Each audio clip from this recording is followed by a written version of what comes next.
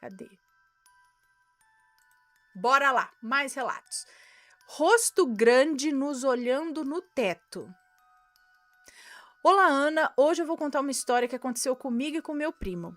Eu gostaria de ser chamado de fulano. Tá, eu gostaria... Não sei, então vai que é o nome... Não, tá. Eu gostaria de ser chamado de Chico, nome fictício. Pois irei enviar outros relatos futuramente. Ok. Todos os nomes que estiver já estão trocados e o local eu não vou detalhar tanto, então pode falar sem problemas. Eu morava no interior de Alagoas e nesse povoado não tinha capela. Então tínhamos aula de catequese na escola mesmo, aos sábados, no período da tarde. Sempre gostei de ser pontual e chegar cedo, tanto na aula normal quanto na catequese. Nessa época, eu e meu primo Marcos tínhamos em torno de 10 a 12 anos e estávamos estudando para a primeira comunhão. E como morávamos perto, ele passava lá em casa e a gente ia junto para a catequese. Na escola, uma das salas tinha um degrau. Então chegamos e sentamos nesse degrau, pois era nessa sala que teríamos a aula de catequese. Conversa vai, conversa vem, sentimos uma vontade enorme de olhar para cima. E olhamos juntos para cima. E quando olhamos, vimos um rosto grande, redondo, com olhos bem grandes, olhando para a gente. Era apenas um rosto olhando para a gente, com olhos gigantes ali. Nesse momento, corremos para fora da escola, para a casa da minha tia, que morava atrás da escola. E a mesma guardava as chaves da mesma escola, enfim. Ficamos lá até a minha outra tia chegar para buscar a chave, pois era ela quem dava a catequese. Quando todos chegaram para a aula, contamos o que vimos e todos ficaram com medo. E não tivemos aula nessa sala aí do degrau, pois ficamos todos com medo. Ana, eu tenho vários relatos que gostaria de enviar, um deles de Maledito, tenho outros meus também e de alguns parentes. Então, logo mais, quando tiver um tempo, eu envio. Ok, estaremos no aguardo. Um beijo para você, muito obrigada. Lembrando que nós temos vários relatos aqui desses rostos redondos ou cabeças redondas que aparecem do nada na parede, na janela do quarto, no teto. É só isso. Uma cabeça ou é um rosto redondo observando. Quando não é só o olho, né? Enorme assim. Ou não, um olho. Gente, o que é isso? Não é um relato isolado.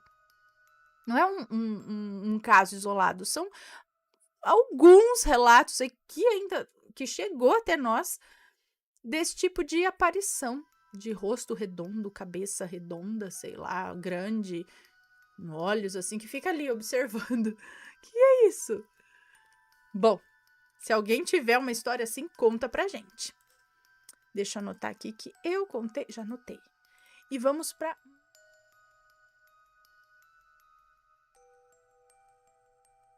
A alma do meu pai chegava primeiro em casa? Como assim? Vamos ver. Olá, Ana e assombrados, meu nome é Fulana, mas sei que vai me chamar de Fulana e eu sempre quis dizer isso. Eu sou do interior de Minas Gerais e acompanho o canal desde os meus 14 anos, hoje eu tenho 22. Descobri o canal pelo famoso relato de número 200, Pacto com o Diabo. E desde então não passo um dia sequer sem ouvir os relatos, arrumando a casa, estudando, tomando banho. E detalhe que só consigo dormir ouvindo os relatos de Maledite. Esse é o primeiro relato que envio, e não será muito longo. Perdoe os erros de caligrafia e pode ler tranquilamente, pois não haverá nomes. De início, preciso explicar que os meus pais estão separados há 4 anos. Então, atualmente, eu moro com a minha mãe e com a minha irmã, mas o relato que vou contar aconteceu quando ainda morávamos com o meu pai. O meu pai teve tuberculose quando eu tinha por volta de 12 anos. Ele conseguiu se recuperar da doença, mas ficou com uma tosse muito marcante como sequela. Guardem essa informação. O meu pai bebia bastante e chegava em casa muito tarde, brigando com quem ou o que estivesse pela frente, motivo inclusive do término com a minha mãe. Devido a isso, na maior parte das vezes, eu e minha irmã ainda estávamos acordadas quando ouvíamos o portão abrindo, junto com aquela tosse marcante. Nós duas corríamos para a cama e fingíamos estar dormindo, para ele não brigar com a gente. Ele sempre que chegava tarde ia ao nosso quarto. Às vezes ele só abria a porta, olhava a gente dormindo, entre aspas, por alguns segundos ali e saía. Outras vezes entrava e vinha até a nossa cama para dar boa noite, mas sempre com aquele cheiro forte de bebida.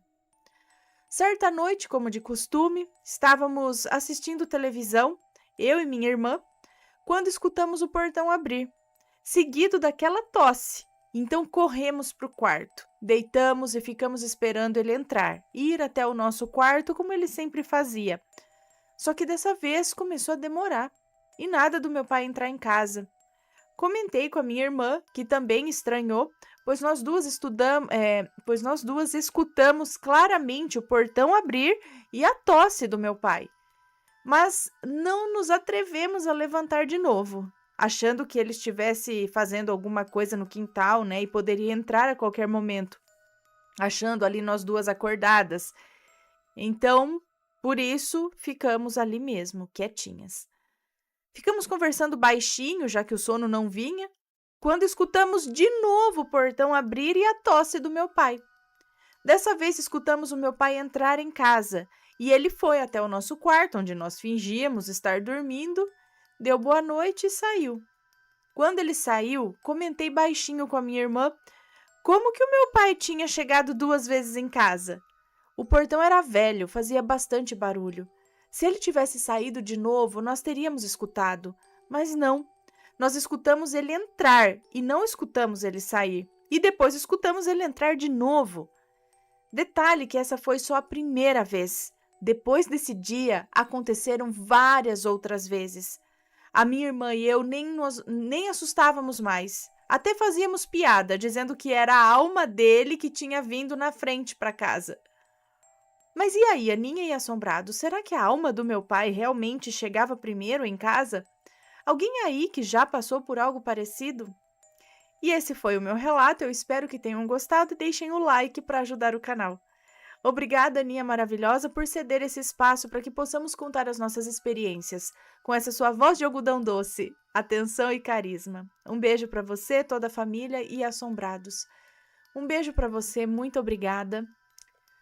Então, a gente já ouviu, sim, tem outras histórias desse tipo aqui, até estava comentando alguns relatos atrás aí a respeito desse lance de você escutar a pessoa chegar, até comentei de um relato da menina acho que estava em casa e viu o irmão dela chegando com a mochila nas costas, tudo, viu ele no portão, ouviu, e aí ficou esperando ele entrar, e ele não entrava, quando ela foi olhar não tinha ninguém. Até ela estranhou por que ele estava chegando mais cedo. E aí, depois ele chegou novamente. Aí ela perguntou: você veio antes aqui em casa e tal? Ele falou: não, só tô chegando agora. Ah, tem um outro relato também a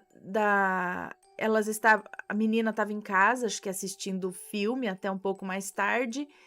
Quando o pai dela chegou na porta da sala, bateu. Aí tem aquelas janelinhas, assim, tinha umas janelinhas, sei lá, algum vidro assim na porta. Ele apareceu ali e pediu a chave, que ele estava sem a chave. Ele pediu a chave para entrar. E era o pai dela e tal. Aí disse que ela gritou para a mãe dela no quarto. Falou: mãe, o pai chegou, ele quer a chave, né? Cadê a chave da porta? E aí a mãe dela respondeu do quarto: larga a mão de besteira, menina, e vem dormir que teu pai tá aqui do meu lado dormindo. Aí ela olhou para a porta, não tinha mais ninguém. E ficou nessa, quem que tava ali? Porque ela falou que era certinho o pai dela. E várias outras histórias da menina que estava em casa também escutou os pais chegando, o carro estacionando, eles entrando em casa, conversando, ouviu a voz certinho lá na cozinha. Aí quando ela falou com a mãe dela, pediu pizza, não sei, e não houve resposta, nada, ela resolveu descer e aí viu que não tinha ninguém tinha chegado em casa. Mas ela ouviu muito bem, certinho.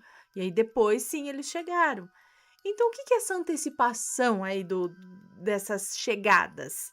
Será que é outra dimensão? Será que em outra dimensão a pessoa chegou? Será que é um doppelganger? Mas eu falo, não tem. O que o doppelganger faz? Qual que é o sentido? Por que, né? O que será isso? Não sei. algum lapso de espaço-tempo, sei lá.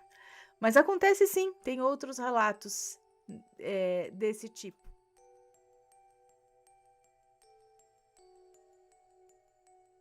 Batida na porta. Olá, Anne assombrados do meu coração. Estou imensamente feliz, pois dos 4 relatos que enviei, 3 já foram lidos. Olha, como já disse nos relatos anteriores, eu tenho uma mediunidade muito aflorada. Desde pequena, escuto, vejo coisas que nem eu queria ver. É importante salientar que essas coisas acontecem comigo desde sempre, e eu nunca sei quando isso irá ocorrer. Sinceramente, daria para fazer uma coletânea de relatos. Você poderia chamar essa coletânea de O Mundo Assombrado da Fulana. Ok. Tá. Ela usa um nome aqui.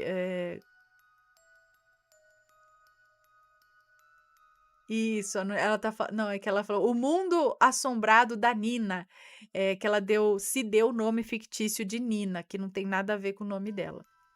Hoje irei contar um relato que aconteceu comigo. Antes que esqueça, os nomes já estão devidamente trocados. É um relato curto, porém intrigante. Batida na porta. Bom, comecei a namorar e depois de longos 3 anos e meio de namoro, finalmente os meus pais deixaram eu passar um final de semana na casa do meu namorado com a família dele. No sábado à noite fizemos um cineminha em casa. Aquela farra gostosa de escurinho e pipoca. Ai, como eu amo! Depois de assistir alguns filmes, fomos dormir. A noite foi tranquila, porém, às 7 horas da manhã, ouço uma batida na porta. Só que a batida tinha uma melodia diferente. Eu não sei se eu consigo descrever esse som, que era assim. Pam, parararam, pam, pam. Acordei assustada. Acordei o meu namorado dizendo: vai abrir a porta que deve ser sua irmã querendo tomar café. Ele ficou enrolando para levantar e eu falava: anda logo que deve ser sua irmã querendo tomar café. A batida na porta dessa vez foi muito alta e nesse momento eu me arrepiei inteira. Daí ele deu um pulo da cama e foi abrir a bendita porta. Ele voltou, deitou na cama sem falar nada. E eu perguntei para ele quem estava na porta e ele respondeu: ninguém.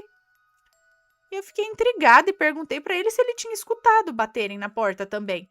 E ele disse que sim. Eu fiquei aliviada, né? Pensei, ainda bem, daqui a pouco ele vai falar que eu tava ficando doida.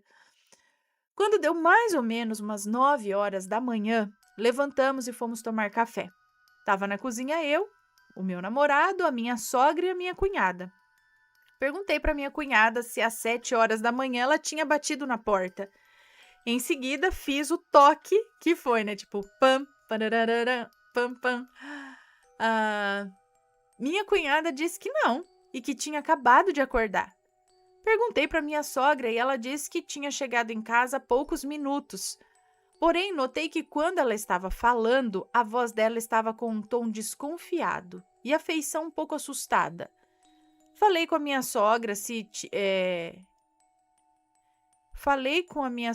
tinha acontecido. Eu disse, você... não, acho que eu... Sei lá, contei para minha sogra o que tinha acontecido, sei lá, e disse, você pode... Acho que ela disse, você pode repetir a batida novamente? E eu disse que sim, e fiz tanto, né, tipo... Algo assim. E eu disse que sim, e fiz. E qual não foi a minha surpresa quando ela me conta que, antes de morrer, o marido dela, todos os dias, nesse mesmo horário das 7 da manhã, levantava para tomar café e batia na porta fazendo essa mesma melodia. Eu fiquei toda arrepiada. O que vocês acham? Coincidência? O sobrenatural me persegue? O falecido queria tomar café conosco? Ai, que medo. Eu tenho trilhões de relatos, irei contar tudo. Vocês são o meu ponto de paz. Muito obrigada pelo espaço. Um grande beijo para todos e até o próximo. Cordialmente, Fulana. Um beijo para você, obrigada. Bom, você disse que foi a primeira vez que você foi dormir na casa do seu namorado depois de 3 anos. Cadê? Olha lá, depois de 3 anos e meio, os pais deixaram passar o final de semana na casa do namorado. Aí no sábado, tal. Então, será que o pai dele quis dar boas-vindas a você? Chamando para tomar o café?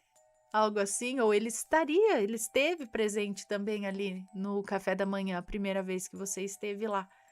Tipo, realmente para dar as boas-vindas. Eu acho. Não é coincidência. Me-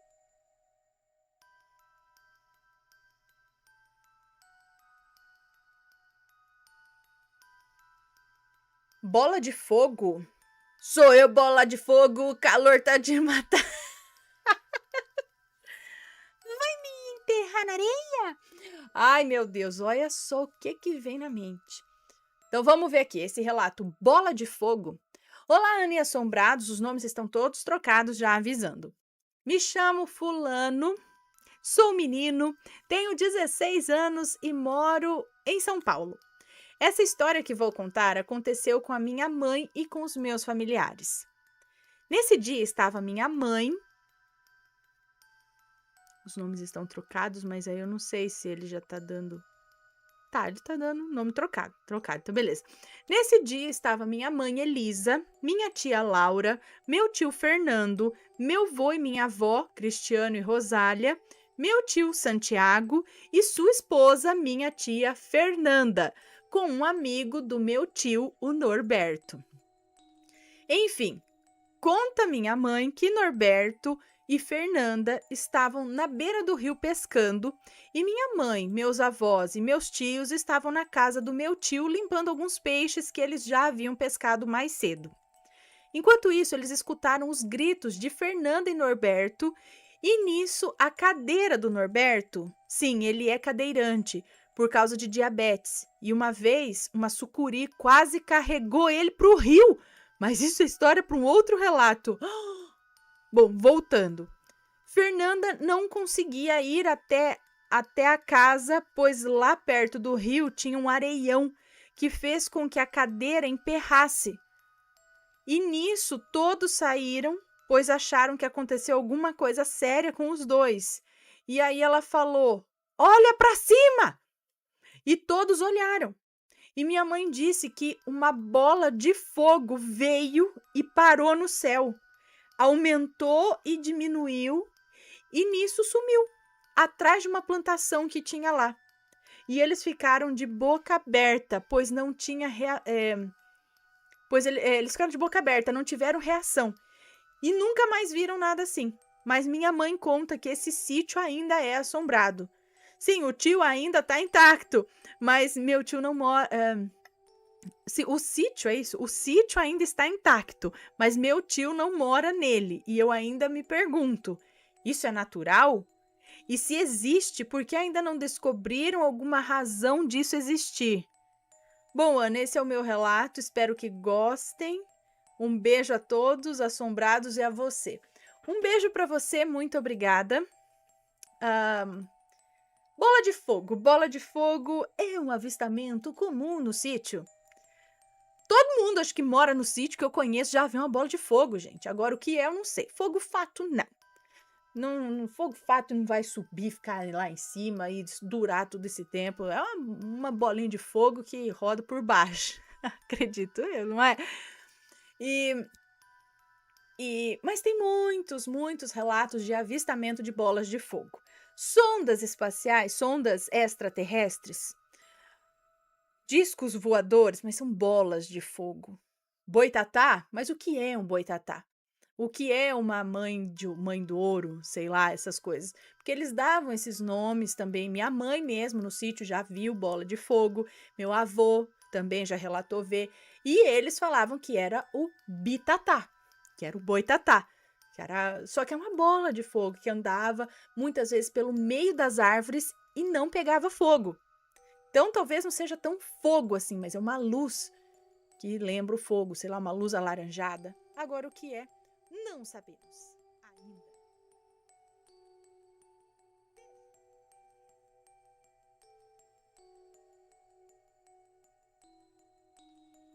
Com as Edites, duas Edites queriam me enlouquecer. Vamos ver então. Olha, tem uma cadeira aqui. Vai pra lá, cadeira. Duas Ediths queriam me enlouquecer e destruir o meu relacionamento. Ah, vá, né? Pra variar. Vamos ver. Oi, Ana, meu nome é Fulana, tenho hoje 18 anos, sou de São Paulo e irei contar a minha história que aconteceu quando eu tinha 15 para 16 anos.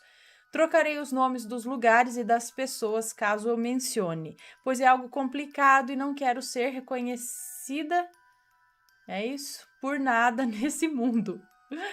Desculpe se é muito longo, mas isso é para você entender a história e não ficar confusa. Ficarei muito grata se você contar. Voltarei aqui uns acontecimentos antes para você entender o resto da história. Ok, vamos lá. Início de tudo. Eu era do Nordeste, porém a minha mãe sempre estava viajando à procura de uma vida melhor, se adaptando nos lugares, procurando emprego, e ela levava eu e a minha irmã, e a minha outra irmã sempre ficava com a minha bisa, por ser bem mais idosa. Ah, tá. Então, uma das irmãs ficava cuidando, acho que é isso, da bisavó, porque ela era bem idosa. Então, a gente chegou a morar na casa de dois parentes. A primeira foi de uma tia da minha mãe em São Paulo. Ficamos lá mais ou menos 6 meses. Eu estudava e imagina como era complicado, pois lá no Nordeste ensinava uma coisa e em São Paulo outra coisa, totalmente diferente. Mas eu tinha que me adaptar. Comecei a estudar nessa escola em setembro e, sinceramente, achei que seria difícil conseguir passar de ano. A professora até falou que eu não ia passar, mas depois, olhando as minhas notas, ela viu que eu havia passado e, claro, eu fiquei feliz e surpresa. Mas enfim, não vou dar muitos detalhes. Só explicando aqui que sempre fui muito esforçada e jamais iria deixar os meus estudos por nada, mesmo se eu me casasse. Pois tem gente que tem uma mentalidade um pouco atrasada e acha que só porque uma menina se casa, ainda estudando, vai deixar os estudos por causa do casamento. Comigo isso não funciona. Sempre, desde pequenininha, eu fiz duas promessas para minha família. A primeira é que jamais iria deixar de terminar os meus estudos por causa de nada. E a segunda é que eu não iria me perder antes de achar o grande amor da minha vida. E graças a Deus, Ana, consegui cumprir as duas. Enfim, voltando à história, consegui passar de ano. E foi tudo de bom. Passado o ano de 2009 para 2010, as coisas na casa da tia da minha mãe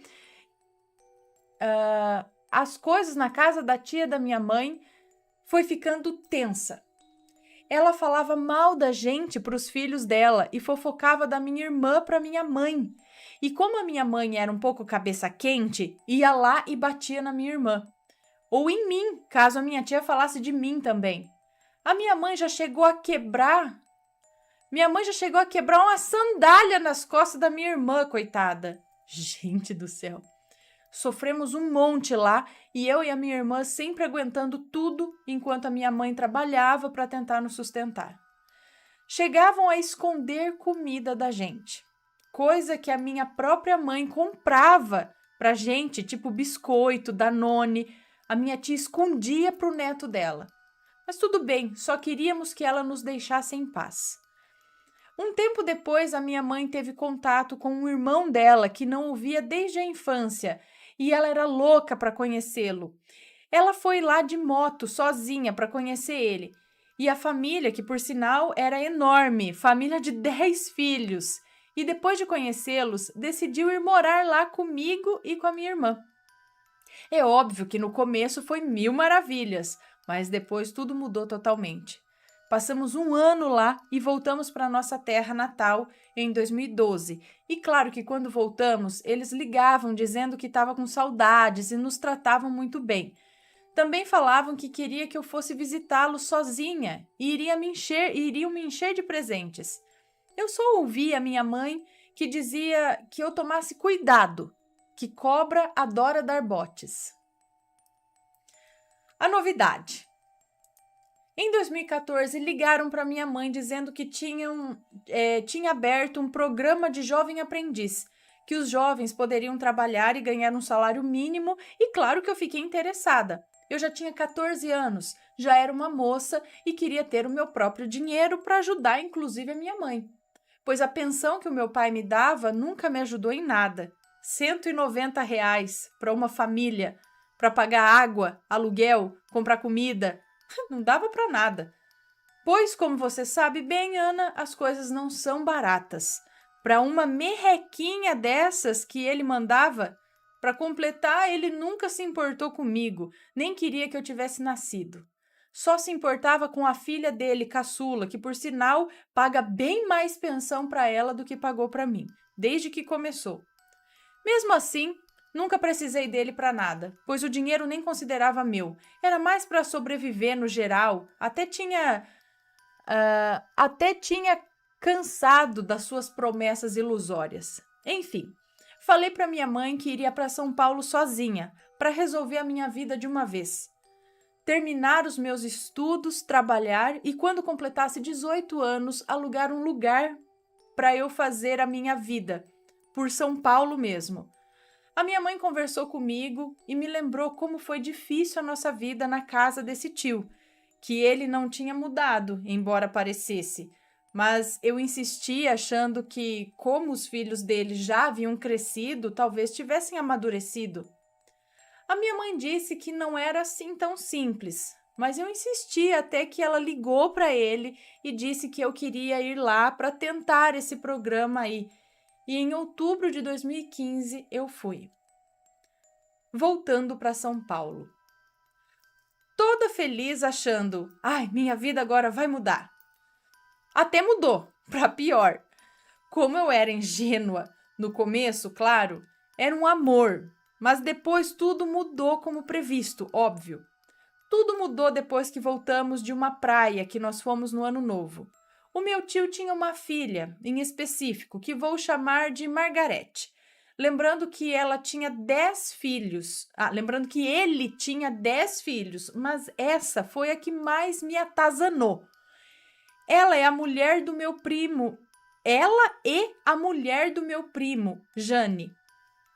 A Margarete era uma peste na minha vida. Ela gostava de me fazer chorar, especialmente quando conheci o meu namorado. Mas já chego lá. No começo era até um pouco tranquilo. Ela tinha umas picuinhas comigo, mas eu nem dava bola. Até que entrei numa escola supletivo. Um amor inesperado. Lá conheci um professor que no começo achou que eu era só uma menina véia, porque me viu toda tímida. Menina véia? Porque me viu toda tímida, desarrumada, de cabeça baixa, olhando por baixo. Ana, eu tinha entrado nesse mundo da vaidade há pouco tempo, eu não sabia me arrumar. Passar maquiagem, eu nem sabia o que era isso, pois a minha religião no Nordeste nunca permitiu. Falavam que eu iria para o inferno se eu fizesse qualquer coisa. Então eu seguia firme o que eu conhecia. Porém, sempre gostei de conhecer coisas novas. Enfim, voltando. Eu realmente era uma menina véia, que nenhum menino se interessaria por mim, por ser tão desarrumada e tão ingênua. Porém, esse professor olhou para mim e começou a me notar depois que comecei a lhe mostrar uns textos que eu gostava de criar. Na verdade, eu lhe mostrei no começo desenhos que eu fazia, pois ele é professor de artes e ele achava legal e me dava dicas de como melhorar e tal. E daí falei para ele que eu fazia textos sobre Deus também, e ele quis ver, e eu comecei a mostrar para ele. Foi aí que começamos a nos aproximar, pois ele era afastado de uma igreja que hoje sigo. Éramos de religiões diferentes, porém ele afastado e eu mais que nunca pegada a Deus.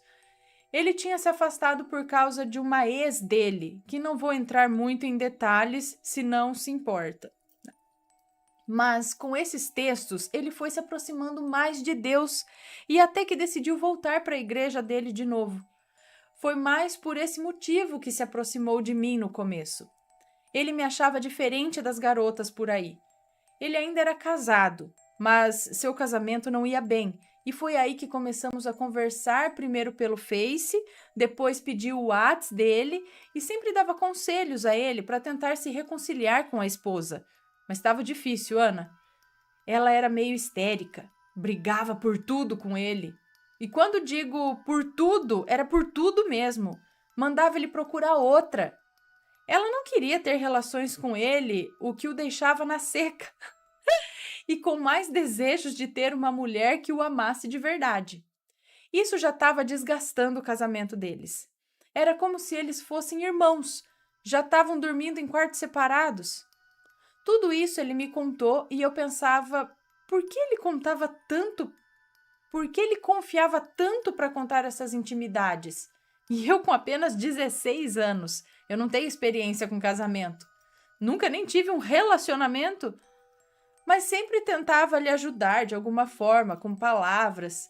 Falava para ele sobre Deus, que ele é tudo em nossas vidas, etc. Ana, sei que entrou muito em detalhes aí, mas para você entender pelo que ele e eu estávamos passando, principalmente ele nesse momento, e porque sei que muita gente iria julgá-lo se não ouvisse a sua história. Mas enfim, foi meses de conversas até ele sentir que tinha se apaixonado por mim. E claro, eu também por ele. Ele disse que há tempos não sentia nada pela esposa e contou para mim sobre seu sentimento por mim. Eu fiquei um pouco em choque, pois eu sabia o que eu sentia por ele. Eu só não achei que ele sentisse o mesmo por mim, pois nunca fui correspondida nas minhas paixões anteriores e pensei por que eu seria agora, né? Então nem tinha tanta esperança assim. Mas enfim, ele decidiu se separar. Mas deixei claro para ele que eu não queria que ele se separasse por minha causa. E ele falou para mim que não era por minha causa, mas sim porque ele já estava cansado daquela vida. Beleza, ele já havia pedido divórcio e a ex dele fez um show para não dar. Ué, ela não falava para ele procurar outra? E agora não quer dar o divórcio. Fez um show para não dar o divórcio, falou até em se matar. E outras coisas mais. Enquanto isso, ele me informava o que se passava. Ele me informava o que se passava. Nos víamos apenas 2 vezes por semana na escola, então nos falávamos mais por WhatsApp. Pedido de namoro. Um dia ele chegou na escola, me chamou em um lugar reservado e me contou tudo o que havia ocorrido. Me pediu em namoro, e isso foi dia 24 de junho de 2016. Desde o início, eu lhe falei que eu não queria nada com ele, principalmente se ele fosse comprometido. Como ele já havia se divorciado, eu aceitei. E dia 2 de julho, ele foi pedir ao meu tio, na casa dele, do meu tio. E ele trouxe a minha mãe para conversar junto com o meu tio.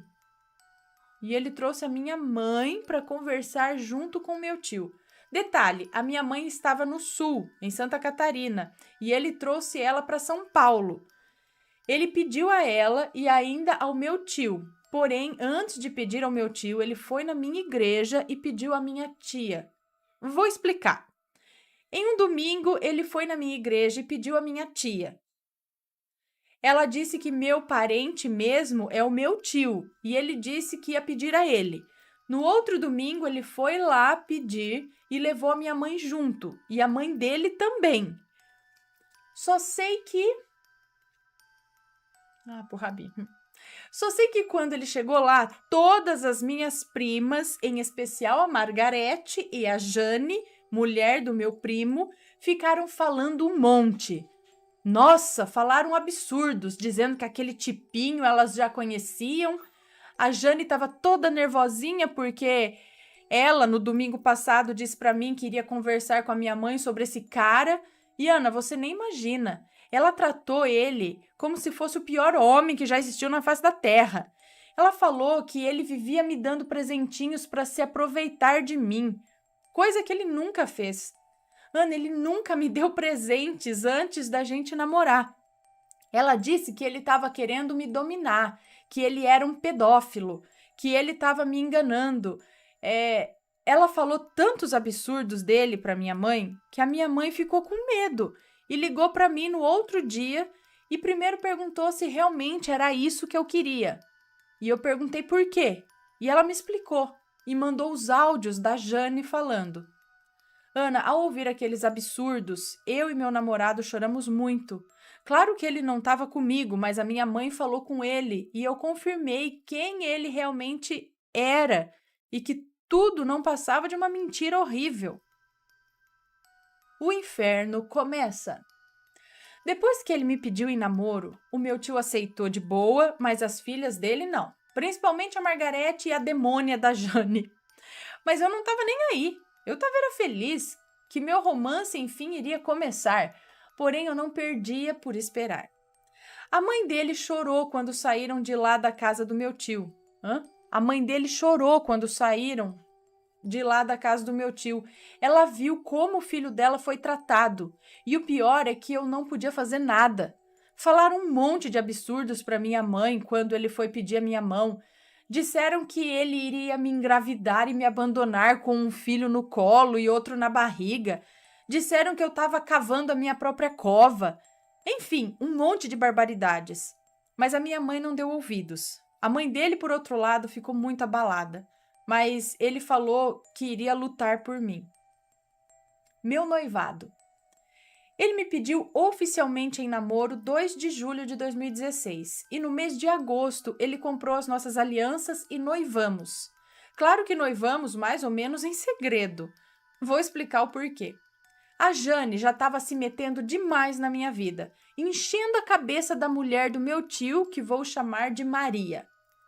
E a Margarete nem se fala, fazia o maior inferno também. Então meu namorado, que vou chamar de Guto, foi no meu tio em segredo e falou que estava pensando em já colocar uma aliança em mim, como um compromisso de verdade. E o meu tio ficou até feliz, pois viu que ele queria coisa séria comigo. E no mês de agosto, noivamos. Porém, nem eu sabia do meu noivado. Foi surpresa até para mim. Ele só chegou com um bolo e a mãe dele também foi, e ele chamou meu tio e a minha tia, leu um poema e colocou aliança em mim. Eu me emocionei, ninguém nunca tinha feito um poema para mim. Era um sonho. E aí uma de minhas primas falou: Nossa, prima, devia ter avisado pra gente ter feito um churrasco e uma festança. Ana, você acha que realmente eles iriam fazer algo para mim se soubessem que eu ia noivar? Eles não nos queriam nem juntos, imagina se soubesse que a gente ia noivar naquele dia. Iriam fazer o maior inferno pro nosso noivado não acontecer. As coisas pioraram. Liguei para minha mãe e contei a novidade. Ela nos parabenizou e nos alertou. Agora se prepare para o pior. O Guto até sorriu e disse: Agora eles não vão poder nos separar mais. Isso era o que ele pensava. Bom, os dias foram passando e as coisas foram ficando muito pior. O Guto me dava presentes, coisas de higiene pessoal, coisas que realmente eu precisava. Tipo blusa de frio, e eu não tinha, e o pouco que eu tinha, a Margarete ia lá e rasgava. Para você ter ideia do quanto ela me odiava, um dia ela falou na frente de todo mundo, do pai, da mãe, dos irmãos, enfim. Falou que se eu morresse naquele momento, ninguém sentiria falta de mim, a não ser o Guto. E sabe o que a família dela falou? Porcaria nenhuma. Ficaram tudo rindo, feito um bando de babaca. Ela rasgava toda a roupa que eu ganhava. Uma vez a minha sogra me deu uma blusa, mas por coincidência ela comprou uma igual à da minha cunhada e levei a blusa errada para casa. Quando cheguei lá, que coloquei nas minhas coisas, fui ao banheiro e voltei. A Margarete estava na cama e a blusa tinha sumido das minhas coisas. Eu olhei para ela e ela estava mexendo no celular e rindo feito uma... Quando comecei a procurar e achei dentro da caixa do irmão dela, bem amassada, como se quisesse esconder de alguém naquele momento. E ela me xingava de um monte de coisa, me chamava de ridícula, piolenta, entre outras coisas. Tudo isso depois que chegamos da praia do Ano Novo. Eu irei mostrar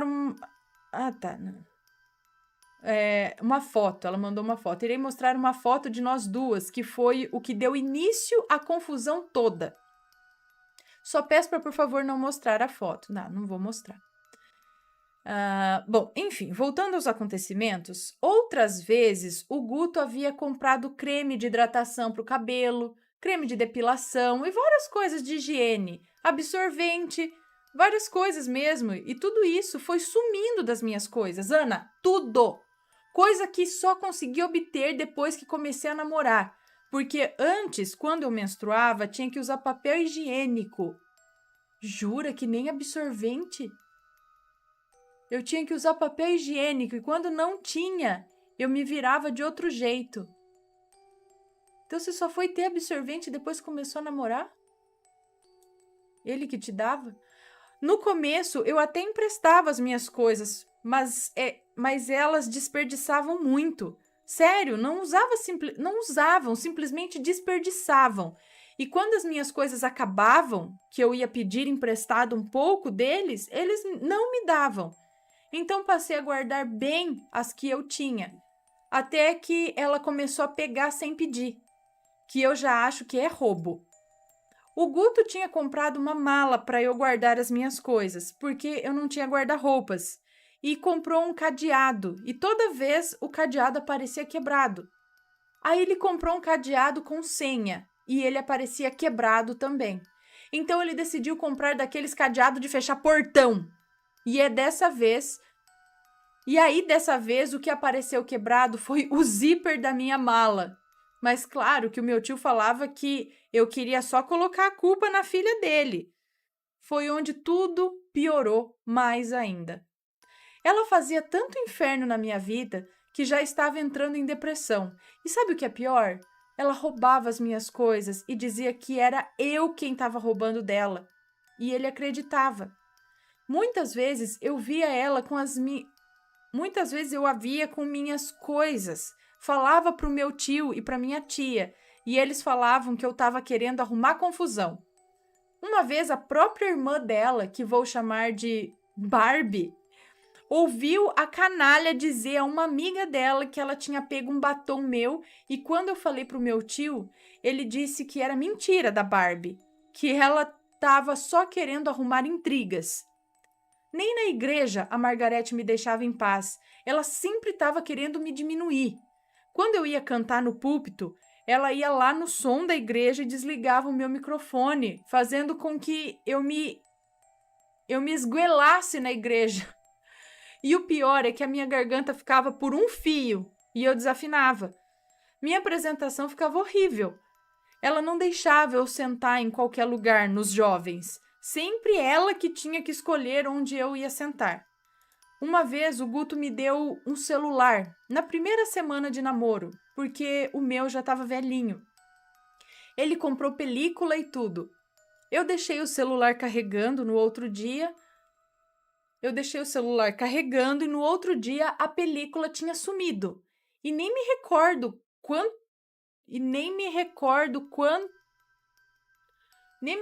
quantos carregadores ele já me deu. E ela roubava de mim toda vez que eu deixava carregando. Além de ter roubado meu cartão de memória, e se eu tinha uma música no celular que ela gostasse, era capaz de me matar. E se eu tinha uma música no celular que ela gostasse, era capaz de me matar. Como assim? Sobre o carregador, eu falo isso porque uma vez ela e a irmã dela, menor, estava na cozinha e eu coloquei o celular para carregar. Ela cochichou alguma coisa no ouvido da irmã e a irmã concordou. Quando eu saí para fazer algo que estava voltando, eu a vi correndo com algo escondido na mão em direção ao guarda-roupas dela. Quando fui olhar na cozinha, o meu carregador tinha sumido e a irmã menor estava rindo. Nessa altura, o meu tio já estava contra mim e claro que se eu dissesse que ela tinha pego, ela ia dizer que era dela e ele iria falar um monte para mim. Ele sempre falava para Maria, a mãe dela, mandar eu fazer alguma coisa. Quando eu ia fazer, ela ia lá, roubava as minhas coisas e ninguém nunca acreditava em mim. Detalhe, ela era uma baita preguiçosa que só mandava e os pais comiam na mão dela. Até que um dia decidi colocar meu celular para carregar na igreja, pois o Guto tinha me dado outro carregador. Então,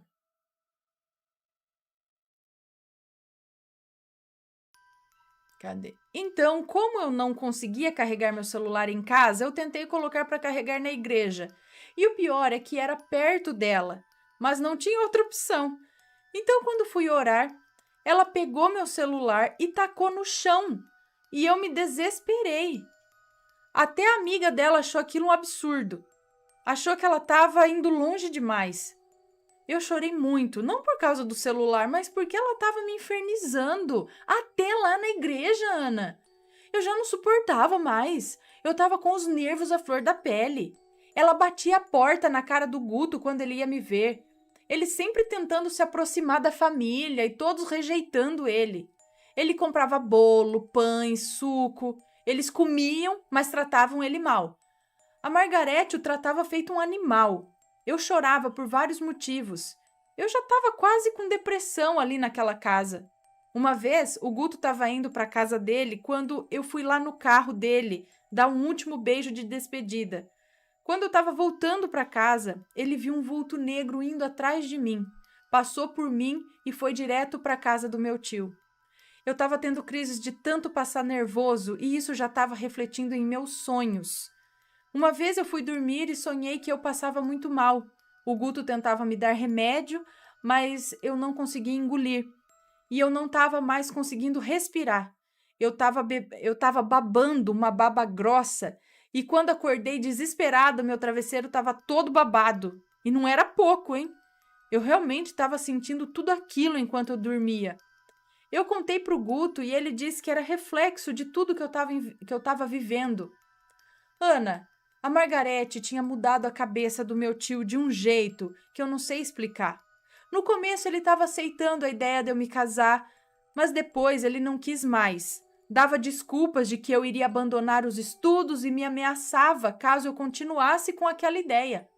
Detalhe, a filha dele, a Barbie, já estava noiva de um cara há 6 anos. E quando eu disse que ia noivar em tão pouco tempo, ela também ficou contra mim.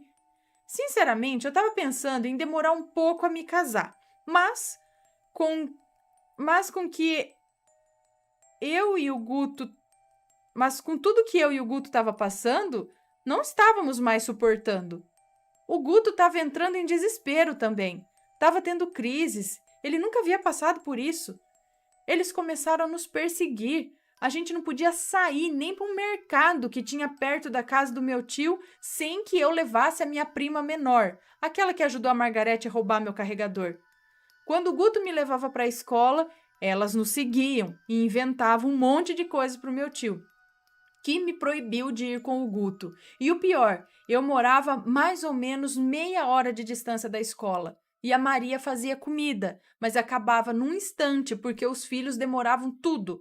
E eu entrava na escola às 7. Como? Peraí. A Maria fazia comida, mas a comida acabava num instante, porque os filhos dela devoravam tudo.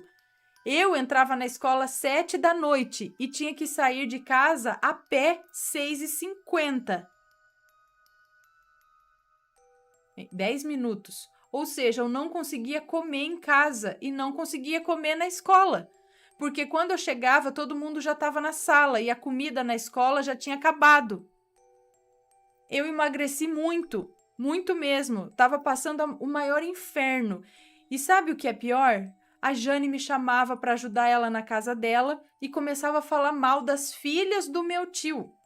Ela era falsa e fofoqueira e eu só ouvia. Depois ia dizer para elas e para Maria que eu estava falando mal delas, sendo que ela era quem falava. A Maria muitas vezes queria que ela tirasse respostas de mim fingindo ser uma amiguinha. Outra vez, ela chegou perto de mim enquanto eu estendia as roupas e perguntou se a minha sogra era macumbeira. Eu olhei para a cara dela e mal respondi. E mal respondi que não, óbvio, já estava de saco cheio dela. Então ela continuou dizendo que havia sonhado que eu estava dançando no meio de uma macumba. E eu nem aí para o que ela falava, nem dei ouvidos. Só sei que eu comecei a bloquear eles do meu Facebook. Comecei a me afastar. E elas falaram para o meu tio que começou a gritar para mim e para o Guto. Agora é só o Guto que é sua família? Você abandona sua verdadeira família para considerar um palhaço desse? E o coitado do Guto ficava só calado, porque se a gente falasse qualquer coisa, seria capaz do meu tio separar a gente como já ameaçava várias vezes. Eu sei que sou família desse povo, mas eu não gosto disso. Elas viviam me vigiando, até quando eu ia falar com a minha mãe. A Jane ficava escondida, escutando o que eu estava falando com a minha mãe, para ir falar para Maria e as filhas. Um dia peguei ela no flagra e gritei: "O que você quer?" E ela inventou uma desculpa de que ia pegar as roupas do varal, gritando comigo também. Tudo mentira. Quando cheguei lá embaixo, ela estava falando para Maria e as filhas que eu fui grossa com ela e eu já estava me cansando disso. Meu tio estava tão mudado para mim que eu não podia fazer nada. Por exemplo, uma vez eu estava na sala de boa e a filhinha dele, a Margarete, tinha chegado da academia e deitou na cama e ficou papeando com as amigas dela. Eu fiquei lá por quase meia hora quando decidi ir tomar banho. A filha dele falou que ia primeiro. Bom, eu não dei ouvidos e fui, porque eu já tinha pego a minha roupa, a minha toalha e já estava entrando. E outra coisa, ela estava lá de bobeira, sem fazer nada, até eu levantar e ir. Então ela foi falar pro pai dela que a roupa dela já estava lá dentro e mesmo assim eu fui. Gente, e sabe o que estava lá dentro? Roupas sujas no chão, molhada, fedida, ou seja, mais uma de suas estúpidas mentiras. Quando saí do banheiro, meu tio foi falar um monte para mim, quase querendo me bater. Falou para mim. Meu tio estava quase querendo me bater. Falou para eu parar de querer arrumar confusão, que a casa não era minha. Ana, eu já não aguentava mais. Toda vez que eu ia tomar banho, mal eu entrava no banheiro e essa fulana ia bater na porta. E não era batendo educadamente, não. Era querendo derrubar a porta. E quando eu ia sair, ela me empurrava, quase me derrubando no chão molhado e sujo.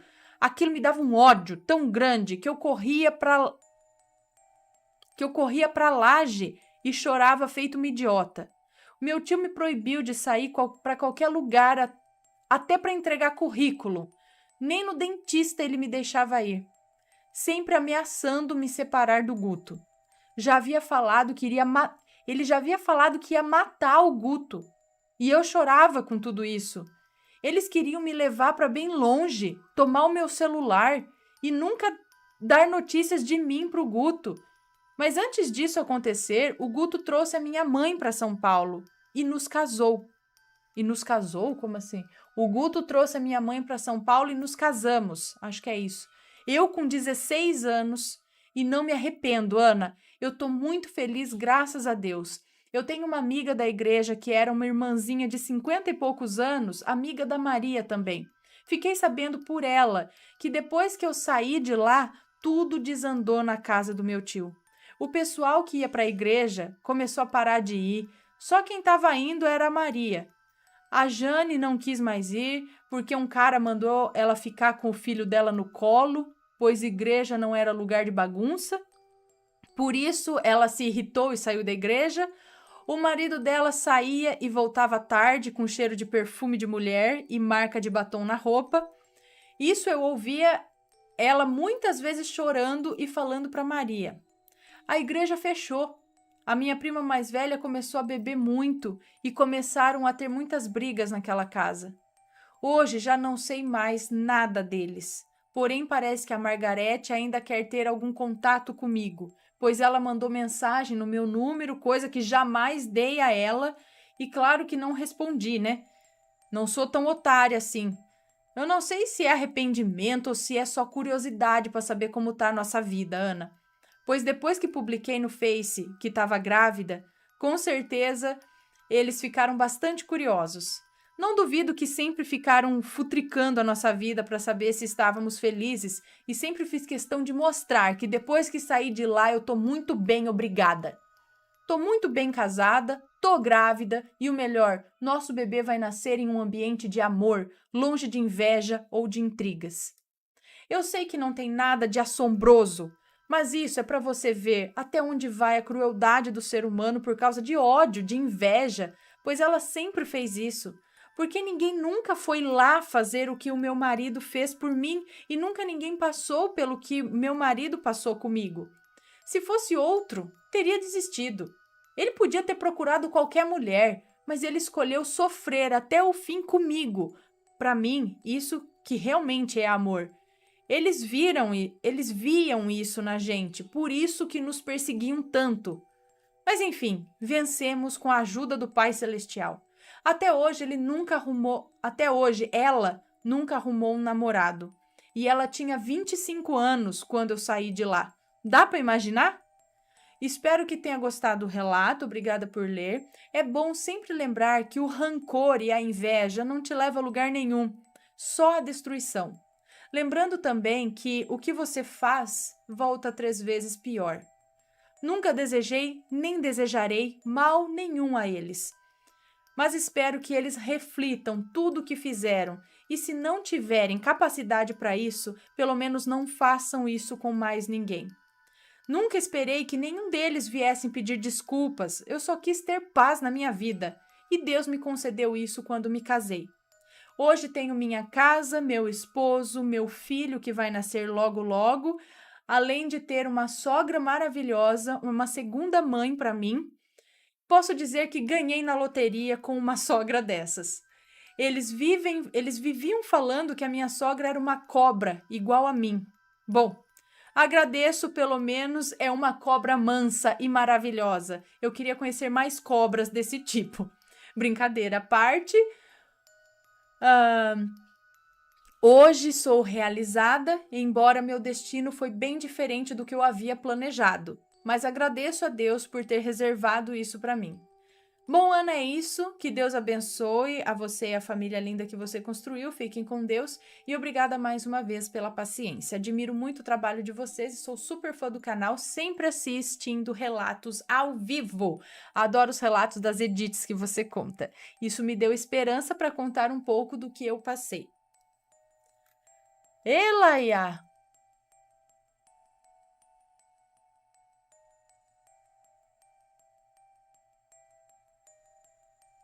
Gente do céu!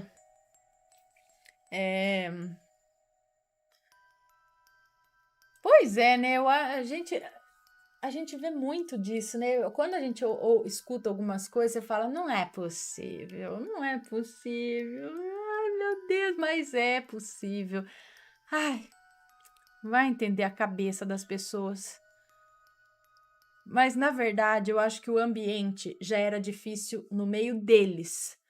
E eles acharam um saco de pancadas, que foi ela, né? Tipo, assim, eles viraram o problema deles, acharam um alvo, sei lá, vamos futucar essa aqui que chegou, que não é da família, mas não é, ali no meio, então vamos atacar. Aquela hora que você saiu, eles ficaram talvez sem ter aonde atacar, perderam o saco de pancadas e aí começou entre eles e sei lá, a coisa piorou ali, porque ali já nunca estiveram bem ali naquela família, aposto.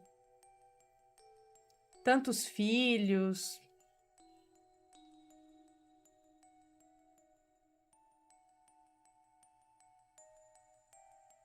Quase fomos pegos por um lobisomem. A moça que nos conta esse relato tem 35 anos, mas isso aconteceu com ela quando tinha aproximadamente uns 7 anos de idade. Bom, ela tinha 7 anos e o irmão dela estava completando 11 anos de idade. Eles moravam numa cidade no interior do Mato Grosso do Sul e os pais deles eram separados recentemente. Fazia um ano que eles estavam separados. E o pai morava no interior de São Paulo naquela época, em uma fazenda por lá. E como as crianças estavam sofrendo muito com a separação, saudades do pai, a mãe resolveu levá-los até onde ele estava, até o pai, mesmo sem saber muita notícia dele, sem ter o endereço direito do lugar. Então a mãe deles entrou em contato com o tio para poder ajudar a encontrar onde que estava morando o pai das crianças. E assim foi, eles foram até São Paulo, procuraram por esse tio, que era o mais próximo deles, e ela conta que o tio morava numa fazenda nas redondezas ali de Sagres. E eles acabaram de passar uma boa temporada aí na fazenda onde esse tio trabalhava. Não sei se a fazenda era do tio ou se ele só trabalhava lá, mas ficaram lá com esse tio. E nessa fazenda coisas estranhas aconteciam. Mas em uma noite, no mês de junho, no dia 13 de junho daquele ano, o irmão dela estava fazendo aniversário e ela se lembra muito bem dos detalhes. E aí estava ela, a mãe dela e o irmão em volta de uma fogueira comemorando o aniversário dele, só que já estava muito tarde e estava muito frio, então eles resolveram entrar. E eles estavam sozinhos porque o tio, naquele dia, estava viajando a trabalho. Aquela semana ele ficaria fora a trabalho e as casas, as pessoas mais próximas ali ficavam no mínimo a 600 metros da casinha onde eles estavam. E aí resolveram deitar e ficaram tudo lá deitado embaixo da coberta porque estava muito frio, mas estavam sem sono ainda e começaram a conversar. Enquanto eles estavam conversando, ouviram barulhos de como se fosse uma coisa arranhando a parede pelo lado de fora da casa. E aí o irmão dela, na zoeira, falou que era o lobisomem. Mas aí a mãe dela, para acalmar ela, que tinha 7 anos, que ficou assustada, ai meu Deus, o lobisomem tá aqui fora. A mãe dela, para acalmar, falou que não precisava ter medo, que o lobisomem só entrava em casa se fosse convidado. E ouviram mais uma vez esses barulhos, agora mais próximo ao quarto, arranhando a parede. E aí, para ajudar, o irmão zoeiro vira e fala: Entre, você é bem-vindo aqui. E também passou as unhas na parede pelo lado de dentro da casa. Pra quê? Ela jura que ali ela ouviu a coisa mais feia e aterradora da vida dela. O bicho ficou louco, ele uivava, ele grunhia, ele batia nas portas como se quisesse entrar mesmo. A mãe deles, com medo da situação, catou as duas crianças, jogou embaixo da cama, cobriu eles com cobertor, se cobriu e entrou também embaixo da cama. Ele não sabe como, eles não sabem como ela conseguiu se enfiar embaixo da cama junto com os dois. Mas ficaram os 3 ali, cobertos com a coberta, embaixo da cama até o dia clarear. Eles ficaram imóveis ali a noite inteira, até parar de ouvir os gritos daquele bicho e o dia clarear. Com o dia já claro, eles saíram de casa para ver se tinha algum vestígio daquele animal e viram que tinha lascas arrancadas da parede, como se, sei lá, um leão tivesse arranhado aquilo. A porta do banheiro, que era fora da casa, também estava toda arranhada e ainda parecia que tinha alguns vestígios de sangue. E o engraçado é que os vizinhos mais próximos ali, que era o campeiro da fazenda, não sei se é o caseiro, sei lá, da fazenda, e a esposa dele, não ouviram nada durante a noite. Só viram também os vestígios que aquela coisa deixou, mas não ouviram nada. Até hoje eles não sabem o que foi aquilo, mas nunca mais testemunharam algo.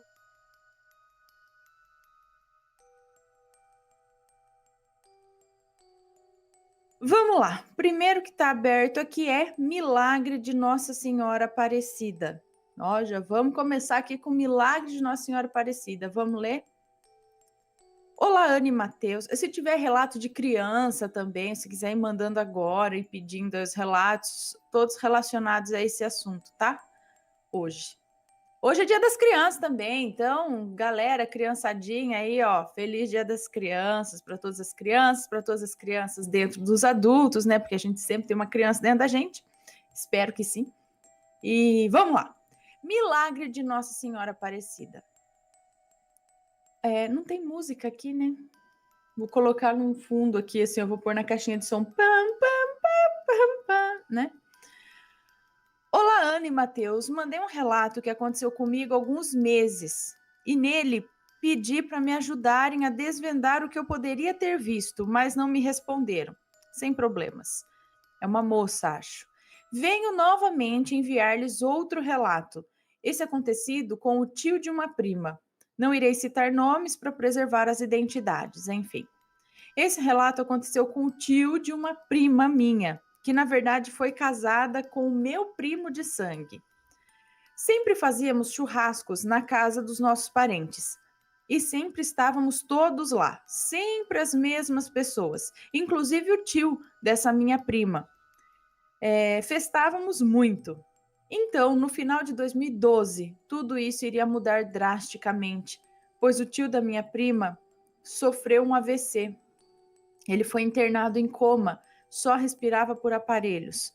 Os médicos diziam que nada poderia ser feito, pois ele tinha apenas 2% de chance de sair dessa.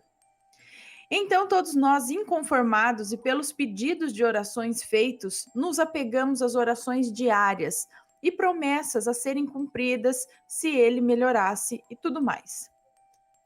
Esse pesadelo já passava de 3 meses, quando, lá pelas 5h12, lá pelas 17h12 de uma quinta-feira, nós recebemos a notícia de que ele havia acordado do coma. Foi uma alegria. Já estávamos perdendo as esperanças quando a esposa dele entrou no quarto para vê-lo. Ele estava chorando, incrédulo, pois pelas palavras que saíram da boca dele nos próximos minutos, a segundos antes de acordar, meio atordoado, ele viu um corredor extenso de luz, completamente branca. E lá no final do corredor, a imagem de Nossa Senhora Aparecida, estendendo a mão para ele. E assim que ele tocou em sua mão, ele acordou. E foi essa a primeira coisa que ele disse, com a voz embargada: Nossa Senhora me salvou. E então, algum tempo depois, não me lembro exatamente, depois de recuperado, a minha prima cumpriu a promessa que fez para Nossa Senhora. Fez uma excursão com todos da família para o Santíssimo Santuário na cidade de Aparecida do Norte. E ele foi conosco. Era inacreditável vê-lo como se nada tivesse acontecido. E a promessa foi paga. A fé move montanhas. E desde então, não duvidamos jamais da existência de milagres. Olha lá que legal, gente. Pelo menos acho que vamos escutar aqui hoje coisas boas, né? Chega aí de relato, coisa ruim. Que legal. Aí é bom ver quando, né, a pessoa, quando tá desenganada, tinha 2% de chance de sair dessa, e aí de repente tá normal, como se nada tivesse acontecido e ainda tem um sonho desse. É bem, bem legal. Está gostando dos relatos no Reverso Assombrado? Então não se esqueça de deixar o seu like. E é claro, se ainda não for inscrito, se inscreva.